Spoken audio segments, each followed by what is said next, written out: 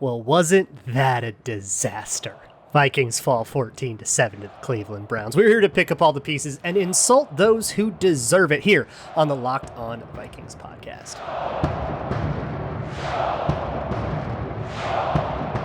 Ooh-wee!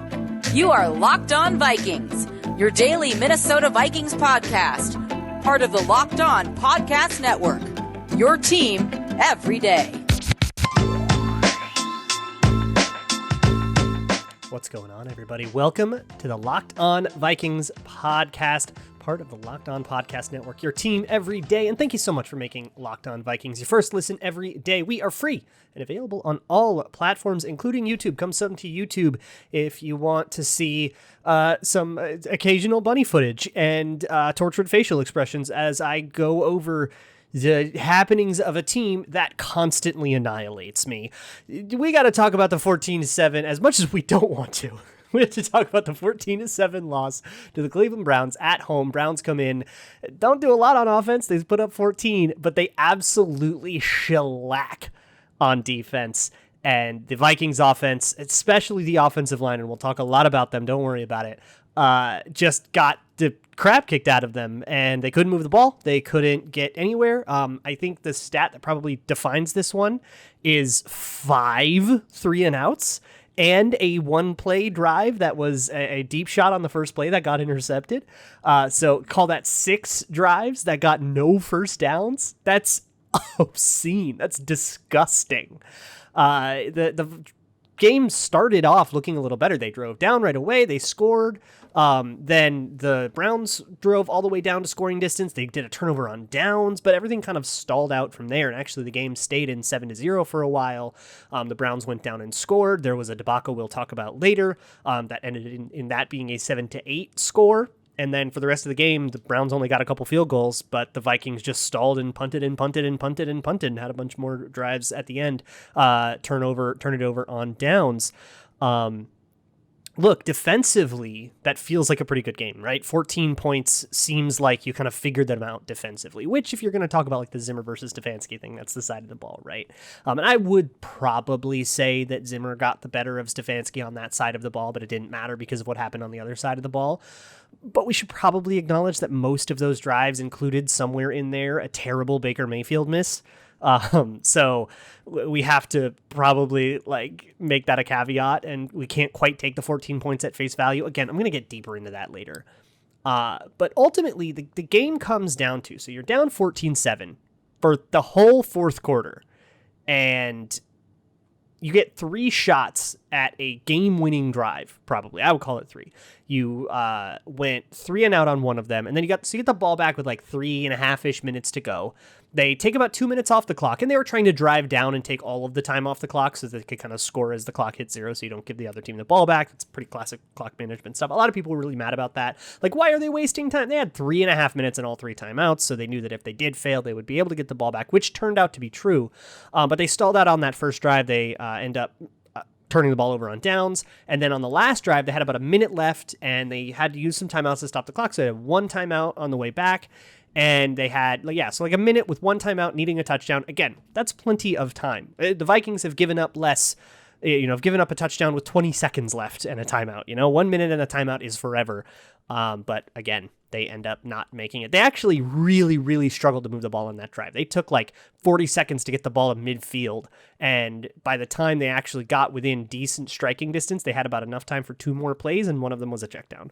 So, I mean, it was just this utterly pathetic offensive performance, just this absolute catastrophe of an offensive performance. And I don't think you can be too mean to it because everybody lost, right? You can kind of say, okay, the offensive line was the true culprit, but there is a lot going on here.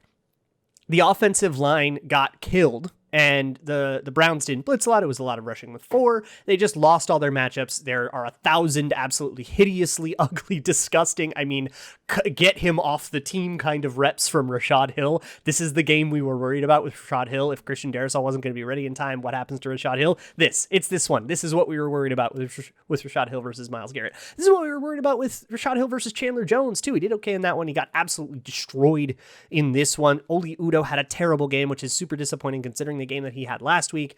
And, the rest of the offensive line wasn't great. The O-line was terrible. But nobody else was good either. We had lots of problems with Kirk Cousins. I'll get into those. We had lots of problems with the wide receivers. Adam Thielen didn't have a great day. I thought Justin Jefferson was okay. At least okay. He might have been actually good.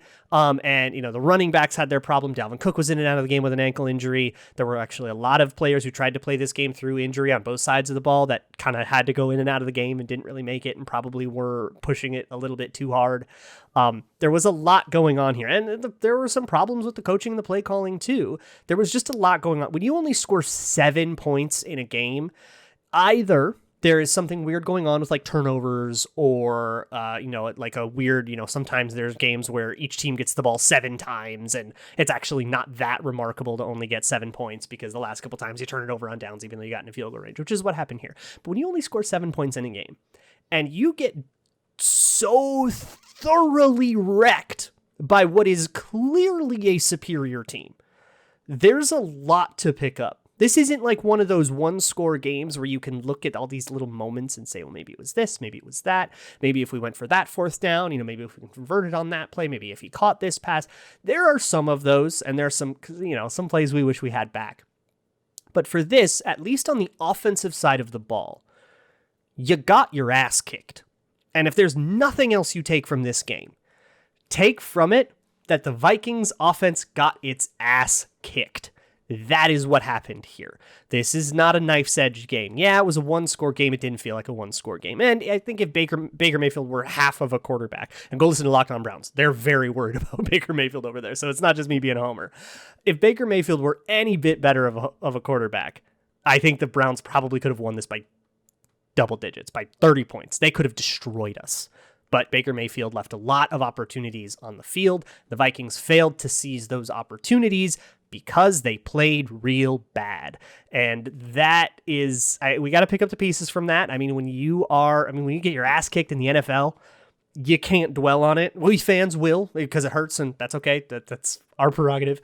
But when you're on the team, they'll have an awkward Monday morning that's probably unpleasant where you have to go through all that tape and go explain yourself on all the times you got killed. And then you move on and you start going to Detroit. And by the time the media actually talks to players on Wednesday, they will not have thought about this game in at least 36 hours. So that's the nice thing about the NFL. There are 13 more games. If you can win enough of them, you can put this one away. But this one really stings, and there's a lot that we have to pick up. So we're going to do all that. But first, if you drive a lot, I want to help you out. I want to help you save on gas. Gas adds up, especially as the gas prices go up and up and up and up and up. It's a terrible time out there, right? Get Upside is an app you can get for free that saves up to 25 cents per gallon. If you drive a lot, that adds up to like $200-300 a month. You can cash out whenever you like. There's no catch here, and you can cash out however you like. You could just have it directly deposit to your bank account, PayPal, Amazon gift card, whatever. Get Upside is a free app on Google Play or the iTunes App Store, and you can get up to 25 cents off per gallon. But it doesn't end there. Promo code TOUCHDOWN, when you sign up, gives you 25 cents more per gallon at the pump. That's 50 cents off per gallon at the pump. You're really mad about $3.50 gas? Now that's $3. Feels a lot better, right? That's promo code TOUCHDOWN when you sign up, and you can start saving. Again, a free app on iTunes or Google Play. Promo code TOUCHDOWN for up to 50 cents off of your first tank at Get Upside. So I think I have to spend an entire segment of this on the offensive line. And we'll talk a little bit about the offense and kind of we'll play the blame game here for a little bit. And I usually don't like to, but I think it's probably an appropriate exercise to go for. Who do we blame for this absolute theater of offensive ineptitude? So it's probably the O-line. I don't think there's a spicy take where you can say this was secretly Clint Kubiak's fault. The offensive line got killed. They clearly were the worst players on the field today, and it showed, and the Browns took advantage of that. So here's some stats. There were 40 dropbacks in the game, 38 passing attempts and 2 sacks. Of those, 22 of them were pressured. A 50% pressure rate, basically it's impossible to play offense with a 50% pressure rate. And if you want to just take that to work tomorrow and make that your take, 50%, over 50% pressure rate, and nothing else could happen, you can take that to work, and that can be your take. But if you want to go a little deeper, of those, 16 of those pressures were pressure without a blitz, which means 4 players got pressure. That is impossible. It's impossible to have offense with those pressures. Now, I would imagine the pressure rate last week wasn't that bad. Even there were fewer pressures than there were blitzes, which is a really impressive thing last week against the Seahawks. But when you are getting pressure that often with 4, the difference between pressure with 4 and manufactured pressure with a blitz is immense, because you got everybody in coverage when there's 4. So the throw is hurried, the process is sped up, and when you have all 7 guys that you're used to having in coverage actually staying in coverage, then you can extra punish that sped up process, and you can cause misses, you can cause mistakes, and you can cause all these problems, right? It is simply impossible to have a good play when they get pressure with 4 and 7 in coverage. It is just impossible to have a good offense. You can get a good play here and there if you make a hero play, but it is just impossible to have like a viable offense when there is that much pressure with 4. So what do you do about that? Well, we kind of got to keep playing the blame game before we can start figuring out what the solution would be. But it's hard because it's like I just said, you could probably just take, 22 pressured dropbacks, 16 pressured without even having to blitz. They barely had to try it. They did a lot of stunts and twists and stuff, and we'll talk about those more, I think, later in the week. But they did those, and that's, difficult. But do we just chalk it up to that? Do we just say, all right, O-line bad, it's been the same forever, and then move on to Detroit? The Vikings might, and that might be healthy for them to do because they've got a new opponent to prepare for. They've got a lot to do. But I don't think we can do that because there's a lot of other blame to go around here. The O-line was terrible, and if you want to rank them all, O-line's at the top of the list. But that doesn't mean the list ends at O-line. So I think we got to talk about Kirk Cousins. Kirk Cousins had his hand in this loss. I don't think it was more his fault than it was the O-line's, but to absolve him of all blame, I think would be equally as inappropriate. So there are a lot of decisions to make in the moment when there's pressure. I don't want to chalk up pressure to, there was pressure. Looks like that play wasn't going to be good. And that's not his fault that it was bad because it's pressure. Pressure is hard. And that's true, but I don't want to chalk it up to that because when there is pressure, there are a lot of decisions to make in the moment. Do you bail on the pocket? Where do you bail to? Do you bail backwards? Do you bail to the left, to the right? Do you maybe try to scramble? Is there space somewhere to run to where you can then pull up and start looking downfield again? What is the nature of that space? How do I get to that space? Do I just need to sidestep? Do I need to run and roll all the way out to the pocket and turn it into a scramble drill? Can I throw it anywhere? Will I get strip sacked if I try to throw it right now? Can I just fire like a quick one and take the hit? Will I get sacked? Will I get the ball batted? All these other decisions and questions you have to ask. And I thought Kirk Cousins did a really poor job with those questions. Again, a situation he shouldn't have been in that often. And that's okay to kind of take this all with an asterisk of, hey, but he shouldn't have had to deal with it that much. But you're going to have to deal with it some, always. That's just football, and he should have done it better. There is one play that I think encapsulates this perfectly, and it is a sack by Takk McKinley that happened in the third quarter, I think, that Kirk Cousins pulled up and had a wide-open KJ Osborne downfield, walk-in touchdown wide open, total coverage bust. And I think it was such a perfect microcosm of Kirk Cousins because Kirk Cousins looked off the safety to make him that open. So he would not have been that open if there were a mentally lesser quarterback than Kirk Cousins. So you kind of saw, that's what Kirk Cousins does, right? He can do that. He can look off a safety. He can manipulate guys. He can do the smart stuff. And there was a little bit of kind of a messy pocket, but it was a pocket that he absolutely could have stood and fired. And he tried to. You could see him see it. He knew, I think, pre-snap that was going to happen. So he looked off the safety, waited for the safety to break, and then he would throw the ball. He waited too long for the safety to break, and he probably could have thrown the ball far enough away from the safety where he could have thrown the safety out of that play. Whatever. He wanted to look off the safety. That's not really my biggest gripe here. But then there was a little pressure from Rashad Hill, and Takk McKinley was coming around the edge with Brian O'Neill. Brian O'Neill would ultimately push Takk McKinley upfield and what would have been out of the play. And instead of firing it, and Kirk Cousins absolutely had time to fire it. And instead of firing it, Kirk Cousins pulled it down. He even set his feet and tried to fire it. He did his typical ball pat thing, and he almost did it and turned into closer to a pump fake. He pulled the ball down, he scrambles to the left, and he gets sacked.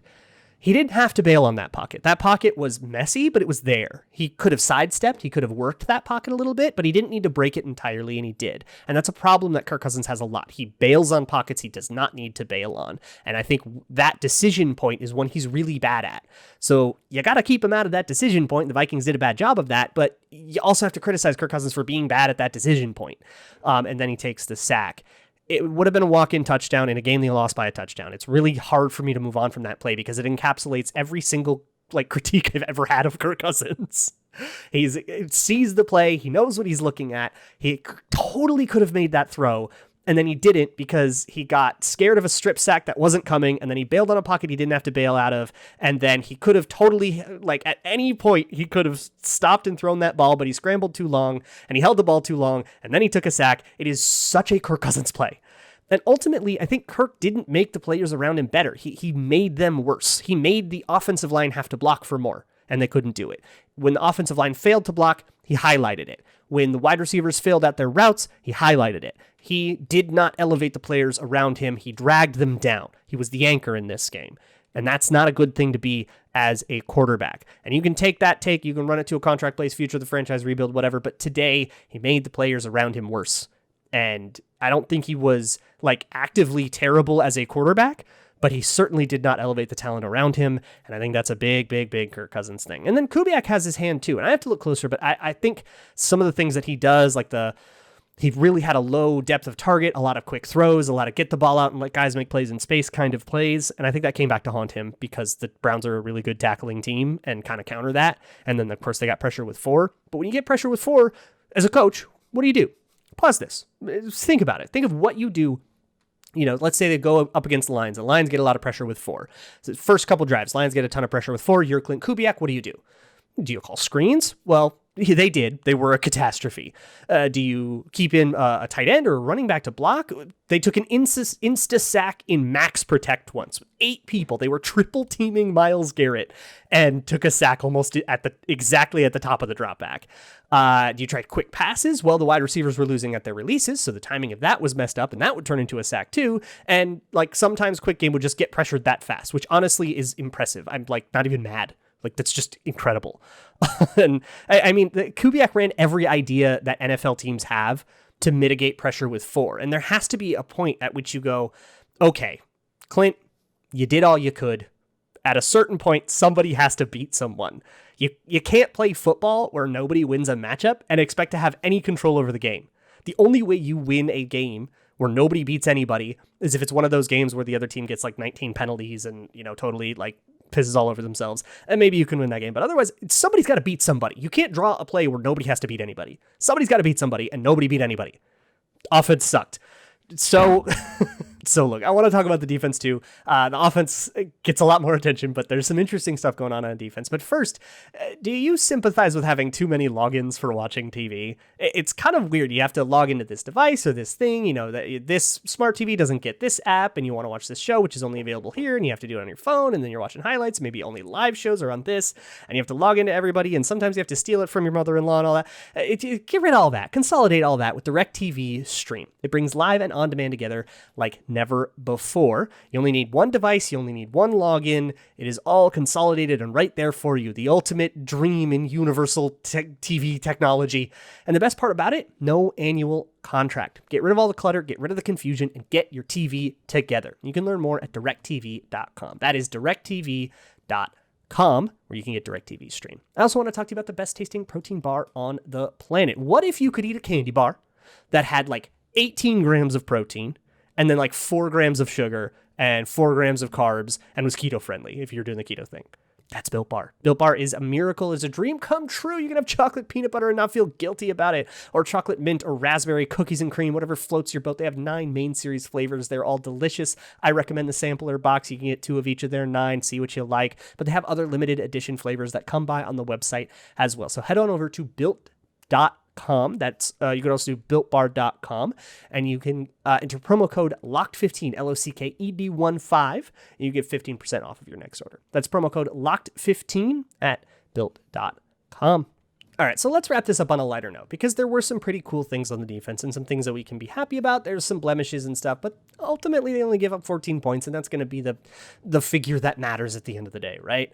I think the biggest thing to take from this game defensively is that Danceler played a lot of it, Cam Danceler, and he was like pretty good. So Bashaud Breeland was dealing with an illness, so he only got I don't even think he got 10 snaps in the game. And Chris Boyd was inactive. He was out for the game. So Cameron Danceler was the primary backup, and when Breeland was ill, he blew one coverage on the opening drive and then came out, went into the medical tent. I don't think he came back into the game ever. Cam Danceler came in, and Danceler I thought did a really good job. He was actually tested one-on-one against Odell Beckham at least one time, I think maybe a second, and he held up. And he played well. And boy, that's interesting because, of course, he notoriously has been practicing poorly. He notoriously has, he's been having this whole sort of interior drama, this locker room drama with Cam Danceler and how he kind of has fallen from grace and is he in the doghouse and all this stuff. Well, he got in the game and he played well. And honestly, I think that takes you further than any preseason, any training camp, any practice performance, anything. You get into a real game that counts, you play well. Hopefully that ascends him up the depth chart. He's been better than Chris Boyd, at least as far as I can tell, when he's played in meaningful games. I thought his preseason was better too. Obviously the Vikings disagree with me. But I don't know. I hope Danceler can maybe come in and be the salve to the horror show that has been Bashaud Breeland. But that 14 points is misleading, and I got to talk about it. So Baker Mayfield had open receivers all day, and Odell Beckham destroyed Breeland. I think he got one against Danceler. He beat him a lot of zone coverages. I thought Patrick Peterson, when he was on Patrick Peterson's side, I thought Peterson actually did a pretty good job. I think Peterson actually had a really good game. I have to look at it to confirm that, but on what you can see in the broadcast, I thought he had a fantastic game. But play action killed the defense, and so did the run game. And yeah, the two are related. So lots of open guys around. It was pretty ugly, but Baker missed a lot of throws, a lot of open men, and he overthrew a lot of things. He was terrible. Locked on Browns is horrified with it. So we got a little lucky there to only lose by 14 points. The run defense struggled. So I think both Vigil and Kendricks had bad days. I thought Blake Lynch, coming in as the third linebacker, kind of had an awesome day. He made a lot of plays, and I never noticed him out of the fit. I think he had a fantastic day, which is so funny. Kendrick's bad, Blake Lynch good. This is how we drew it up, right? Michael Pierce was clearly not 100%, and he exited the game with an elbow injury, and from there things got really hard. I should probably call out there was a 3rd and 20 as the second half dwindled down in the killer 2-minute drill. There was a stat that came out about this. The Vikings have given up 2 scores in the 2-minute drill 3 times out of 4 games today, this year. 2 scores. Not they've given up 2 scores in 2-minute drills. They've given up 2 scores in the same 2-minute drill 3 times. That is horrific. That needs to change. And part of that was a 3rd and 20 where I think there's a penalty or something and the Browns are backed up and they just did the give up white flag draw play and that converted. And Zimmer called it disgusting. I agree. It was horrible. And I can't get that out of my head. We say, yeah, 14 points. It's but they gave up a 3rd and 20. Fix that.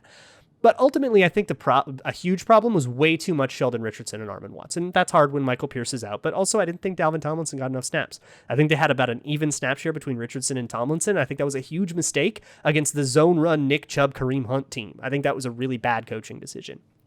But there were a lot of good plays. Of course, Danceler had a few of his good plays. Danielle Hunter was Danielle Hunter. He got a sack or 2. He was all over the place. Everson Griffin was phenomenal. He should just be the starting defensive lineman. Now, at his age, you got to put him on a pitch count, right? He can't play a whole game. That's just going to gas him. But on that pitch count, when you can't, whatever you can get out of him, milk every ounce of football you can get out of this guy because he is balling. His sack daddy is back. You can take that to the bank. The safeties, I thought, did a pretty good job, especially filling in the run, coming in and filling in the run. Now, they were starting really, really far back, and I think that's part of it. You played a lot of too high safety, which means safety not in the box, which means it was easier to run, and then your run defense struggled. But I think part of that is dealing with Cameron Danceler and stuff, so it's a give-take. But I think overall, then you get a 14-point effort. That probably should have been more like a 21 or a 27, 28-point effort. But let's talk about the holding penalty. The holding penalty. So the Vikings were defending on the goal line. It was 7-0, and the Browns get 1st and goal from the 2, and they go all the way to 4th down. On that 4th down, Eric Kendricks commits a holding penalty. It gets called, Browns get set up with a fresh set of downs, and from there, I think they score on 3rd and goal. That holding penalty got a lot of run, and I'm so sorry. This is not going to go over well. You're not going to like it. It was holding, man. It's not a bad call. So there's 2 things. A, he hooked the wide receiver with his wrist, and he tugged at the jersey. Both of these were quick. In real time, they look real fast, and so that might make you think it's a ticky-tack holding penalty. It does not matter how fast it was. You hook the wrist, you tug the jersey, they call it every time. The only time they don't call that is when they don't see it. I'm so sorry that you want to blame the refs instead of the team for being bad, but it was a holding penalty. Somebody called me a ref jock rider on Twitter for calling it a holding penalty. That person can pound sand. It was a holding penalty. I'm sorry. You don't want to get called for holding on 4th down? Don't hold on 4th down. But you hook them with the wrist, you grab the jersey, no matter how quick it is, if the ref sees it, he calls it. That is the end of story. They are trained to call that every single time. There is not a degree of jersey tug that is okay. You tug the jersey, you get a holding call. Eric Kendricks held. It was a bad play on his part, and he shouldn't have got called for it. So I'm sorry, it was holding. And honestly, even if you think it's a bad call, it totally derailed the team for like 3 drives after that, and you just can't let that happen. The team's just too young for that. So a really frustrating game. You can hear it in my voice. I'm very frustrated with them because they can be better than this. And that was their line after the game. You heard it from Zimmer, and you can tell that it has permeated throughout the entire roster. They say, we are a good football team, damn it. We know we can be a good football team. We need to prove it. We know we haven't proven it. We acknowledge that we haven't proven it, but damn it, we are a good football team. And I believe them, and I'm not going to stop believing in them. They're going to go to Detroit. Hopefully that can be some kind of, or they're going to play against Detroit at home. Hopefully that can be some kind of get right game. And then you have probably a pretty big one against Carolina. If you can win those, be 500 at the bye, a lot of this feels a lot better. But right now we're in the pits. We're in the gallows because they got their asses kicked by a clearly superior team. And yeah, that superior team is in the AFC, but you know what? The Browns aren't the best team in the league. There are other teams that are better than them. And if the Browns did that to you, what are the Packers going to do? What are the Rams going to do? They held up okay against the Cardinals. What would the Bucks do if you have to play them in the playoffs? How can you possibly look at and convince yourself that you're a championship team unless you play better? They got to play better. That's it. So thank you so much for making Locked On Vikings your first listen of the day. Your second listen should be the Locked On Bets podcast. Your boy Q and handicapping expert Lee Sterling will help you get your grambles straight, especially with Monday Night Football coming up. Tomorrow is Twitter Tuesday. Get your questions in. You can send them to me at Luke Braun NFL or at Locked On Vikings on Twitter. Fill out the Google form in the show notes or send an email to lockedonvikingspodcast@gmail.com or leave a YouTube comment if you're watching on YouTube. I will check those out as well. I will see you all tomorrow for that. And as always, Skull.